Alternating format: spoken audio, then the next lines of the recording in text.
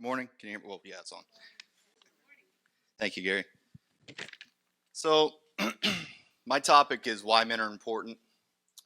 Um, when a man comes to Christ, first his family joins him 93% of the time. It's that important for men to be in church. So I want to start off Matthew chapter 16, verse 24, 25.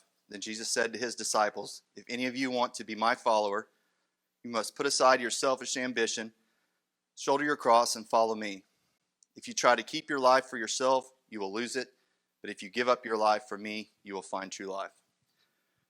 So what I want to do, I want to tell you guys about a true story about a man named Ricky. A few years ago, Hannah and myself were having a rummage sale at our house, and this man named Ricky showed up. He was the law, on drugs, just a real muscular dude, very, very intimidating. And I was just really, really nervous about having him at my house. And lo and behold, I can talk to a tree, and I got to talking to him. And we started to build a relationship together. And Ricky was one of them guys that you knew his heart was troubled, but deep down, he was a good man. He really, really was. He was just a very good man. He just kind of lost himself along the way. So fast forward, he would stop by from time to time, and we would talk, have really good conversation. And one night, it was real late at night, it was like midnight, very unusual time for him to stop by. He pulls into my driveway, and I go out and meet him in the driveway, and he's just bawling. I mean, the tears are just rolling down his. This thing keeps coming in and out. I go out there and I tell him, "Ricky, come on in the house." So I bring him in the house. Mind you, right before he got there, the Bible, I was reading my Bible. It was sitting on the arm of the couch. Ricky was sitting right next to it, and he's telling me about all these relationship issues he was having and drug problems that he was having. Church, I knew all the answers to his problems were sitting right there in that Bible on the arm of that couch. So I kept looking at Ricky, looking at the Bible, looking at Ricky, looking at the Bible. So I had a choice. I pick up my cross, witness to Ricky, or I could not. You know what I did? I stared at that cross line on the ground and I walked right by it. So Ricky goes home. A few days later, I get a phone call. It says, "Josh, Ricky was involved in a motorcycle vehicle accident on the highway." My heart drops. So I asked him, I said, "Is he alive?" And they said, "Yeah, he's alive and he's talking." I'm like, "Thank God." I told my wife, Hannah, I said, as soon as he gets home from that hospital, I'm going to finish what I should have started. I'm going to take that Bible over there. I'm going to witness to him, share Jesus with him.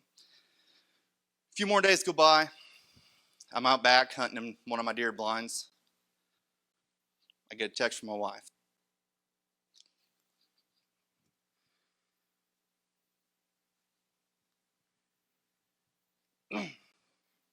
Says, "Sorry, Ricky didn't make it. He passed away."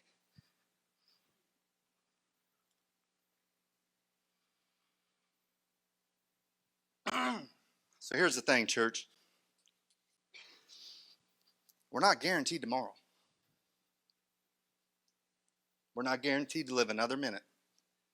On the flip side of that, we're not guaranteed to be given the opportunity to witness to that person for another minute. So I tell you this to say this. Everybody in here has a Ricky. In some way, shape, or form, you have a Ricky in your life. Some of you may even be Ricky. So you have a choice to make. You can pick up your cross and you can follow Jesus, or you can stare at it lying on the ground like I did, and you can walk right by it. But I will promise you,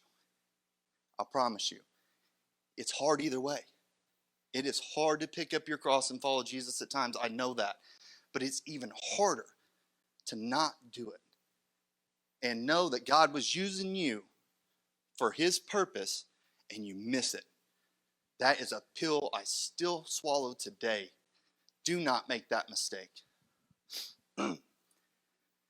Church, I'm asking you to pick up your cross and follow us here at Crossroads Church. Like Gary said, we're going somewhere. We got a great men's ministry. We got great women in this church. We're going to go somewhere. I'm asking you to join us. Don't stare at that cross. Pick it up and follow us here at Crossroads. Jesus Christ picked up his cross, and he died on it. For me, and for all of you, and for everybody watching online. The question is what are you going to do?